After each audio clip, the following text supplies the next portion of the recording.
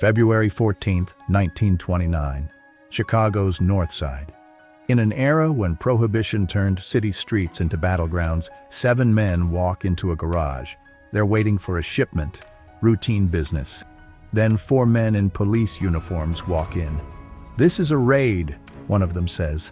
"Line up against the wall." The 7 men comply, because you don't run from cops. What happened in the next 90 seconds became the most infamous turning point in American mob history. 7 men, not one of them armed, not one of them resisting. The man who ordered it? He's in Miami, 2,000 miles away, with an alibi so airtight that 50 years later, prosecutors are still looking for cracks. February 13th, 1929, one day before the massacre. Al Capone's office on South Wabash, Chicago. The room smells like cigar smoke and bourbon. Heavy curtains block the afternoon light.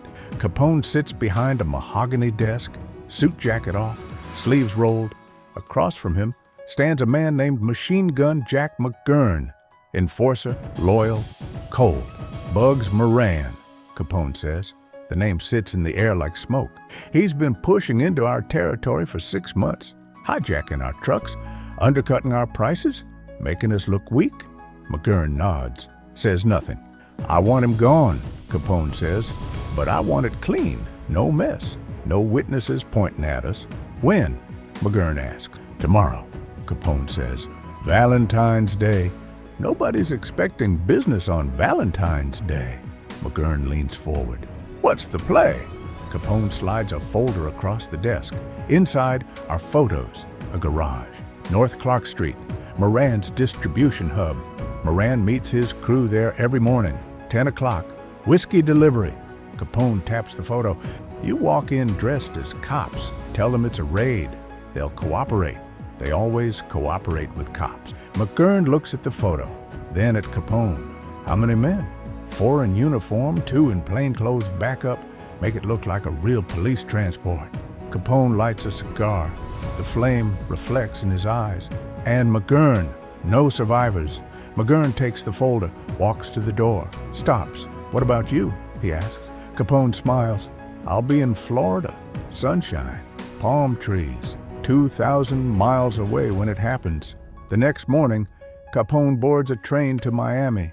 He checks into a hotel, makes sure the staff sees him, makes sure the manager remembers, makes sure there are witnesses, because alibis aren't built on absence, they're built on presence. February 14th, 1929, 10:30 a.m. The SMC Cartage Company garage, 2122 North Clark Street, Chicago. It's a cold morning, below freezing, the kind of cold that makes your breath visible, that makes metal sting when you touch it. The garage is a long brick building with high windows caked in frost. Inside, the air smells like motor oil and whiskey and cigarette smoke. 7 men are waiting. Moran's crew, enforcers, drivers, 1 accountant. They're expecting a shipment. Canadian whiskey, hijacked from a rival. Good product, high profit. The men stand near the back wall. Some smoke, some talk. One checks his watch, 10:30. The truck is late. Nobody's worried. Shipments run late in winter. Then the door opens. 4 men walk in. Chicago police uniforms, dark blue, badges, holsters visible. They move with authority, the kind you don't question. "Police!" one of them shouts. "This is a raid. Everyone against the wall, now!" The 7 men freeze, then comply. Because this is how it works. Cops raid, you cooperate, you pay the fine, you go home. They line up, facing the wall, hands raised. 7 men in a row, backs turned, waiting for the shakedown they've been through a dozen times before. One of them, Pete Gusenberg, mutters under his breath. 3rd time this month, nobody answers. The 4 uniformed men spread out, positioning, 1 at each end, 2 in the middle, measured, professional. Then 2 more men enter, plain clothes, long coats. They don't say anything, just walk to the side, watching. One of Moran's men glances back, sees the coats, sees something in their hands, not handcuffs. Tommy guns. He opens his mouth to shout. The first burst changes everything. 70 rounds in less than 90 seconds. The sound is deafening, a mechanical roar that fills the space. When it stops, the garage falls silent. Smoke hangs in the air. 7 men down, not one standing. The shooters don't hesitate. They make certain. Then they holster their weapons. The 4 uniformed men holster their weapons. The 2 plainclothes men set their Tommy guns on the floor. Then they raise their hands. And the 4 cops walk them out at gunpoint. To anyone watching from the street, it looks like an arrest. 4 officers, 2 suspects, routine police work. They get into a car that looks exactly like a police vehicle. They drive away, slow, no rush. 3 blocks away, they ditch the car, change clothes, disappear into Chicago's morning traffic. By the time real police arrive, the shooters are gone. The first officer on scene is a patrolman named Thomas Loftus. He gets the call at 10:47 a.m. Shots fired, North Clark Street. He walks into the garage and stops. 7 men down. The smell of gunpowder still in the air. Bullet holes in the walls, dozens of them, clustered tight. Professional. 1 man is still alive when police arrive. Frank Gussenberg. He's barely conscious. Loftus kneels beside him. "Who did this?" Loftus asks. "Who shot you?" Gussenberg stares at the ceiling. "Nobody shot me," he whispers. Then he's gone. The coroner arrives, counts the bodies, counts the bullet wounds. The evidence was clear, execution style, professional, organized. Chicago Police Commissioner William Russell stands in that garage for 20 minutes, doesn't say a word, just looks at the wall, at the scene, at the spent shell casing scattered across the floor like confetti. Then he walks out and tells the press one sentence: "This is war." But here's the problem. The target wasn't there. Bugs Moran, the man Capone wanted dead, wasn't in that garage. He was running late. 2 minutes late. He saw the police car outside, assumed it was a raid, and turned around, walked away. 7 of his men died, but Moran lived. When reporters find him that afternoon, he gives them one quote: "Only Capone kills like that." But Capone is in Miami, surrounded by witnesses, hotel staff, business associates, police officers who saw him at a restaurant the night before, an alibi built in concrete and sworn testimony.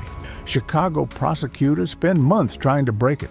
They interview McGurn, interview his associates, pull phone records, bank records, travel logs. Nothing sticks.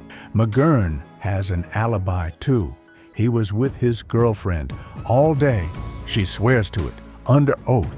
The case stays open. No arrests, no convictions. But the message is clear. You don't cross Al Capone, because if you do, you don't get a bullet in an alley. You get 70 bullets in broad daylight, dressed up as a police raid, timed so perfectly that the man who ordered it is 2,000 miles away when it happens. 1930. 1 year later, the garage is still standing, but nobody uses it. The owner tried to rent it out. Nobody would take it. Drivers refused to park there. Workers refused to unload. The building sits empty. People walk past it, cross the street, don't look at it, because some places carry weight. 1931, Jack McGurn is shot dead outside a bowling alley, Valentine's Day. Exactly 2 years after the massacre, a card is left on his body. You've lost your job. You've lost your dough, your jewels and cars and handsome houses. But things could be worse, you know. At least you haven't lost your trousers.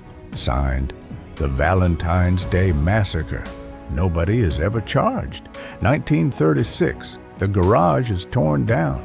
The owner says it's bad for business, but the real reason is simpler. Nobody wants to be near it. The building is demolished brick by brick, wood by wood, until nothing remains. But here's what they find: the north wall, the wall where the 7 men stood, 70 bullet holes, some clean, some jagged, some so close together they've merged into craters. A salvage company offers to buy it. They want to preserve it. History, infamy, the wall that witnessed the most brutal execution in American mob history. The owner refuses. He wants it gone, erased. So they tear it down, load the bricks into trucks, haul them away. Some of those bricks end up in a warehouse. Some get dumped in a landfill. Some are sold to collectors piece by piece, scattered across the country. But the wall itself, the whole thing, intact, the way it stood that morning, that's gone. 1967, 38 years after the massacre, a Canadian businessman named George Patey buys some of the bricks, 414 of them. He plans to open a nightclub and wants the bricks as a centerpiece. Mob history, authenticity. He sets them up, builds a display, opens the club. It closes in 6 months. People don't want to drink surrounded by death. The bricks sit in storage for decades. Patey tries to sell them, puts them up for auction, over and over. Nobody wants them. The association is too dark. Patey dies in 1999. The bricks are auctioned again. This time, they sell. A Las Vegas mob museum buys some. Private collectors take others. But here's the thing. Nobody knows which bricks are real. The salvage records were lost. The chain of custody is broken. Every brick that claims to be from that wall might be or might not be. The physical evidence scattered, lost, uncertain. But what happened in that garage on February 14, 1929? That was never lost.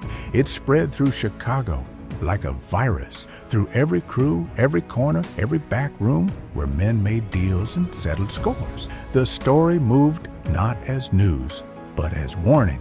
You cross Capone, you don't get a trial. You get a firing squad dressed as cops. Moran's organization collapsed within a year, not because Capone attacked it, because nobody wanted to work for a boss who couldn't protect his own men.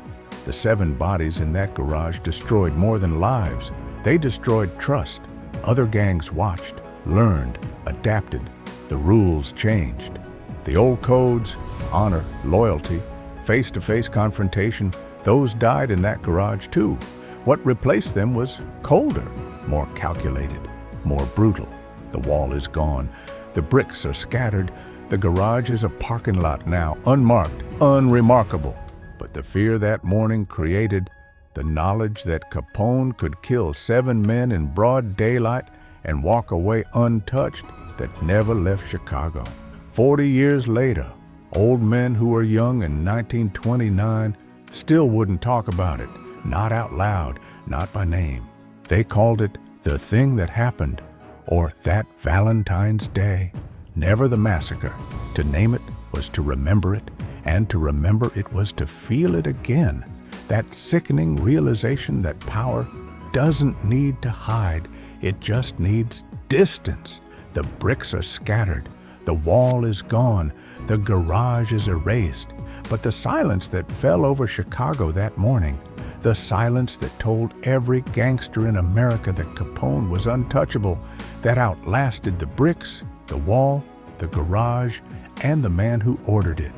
Some moments in history define what power without accountability looks like. February 14th, 1929 was one of them.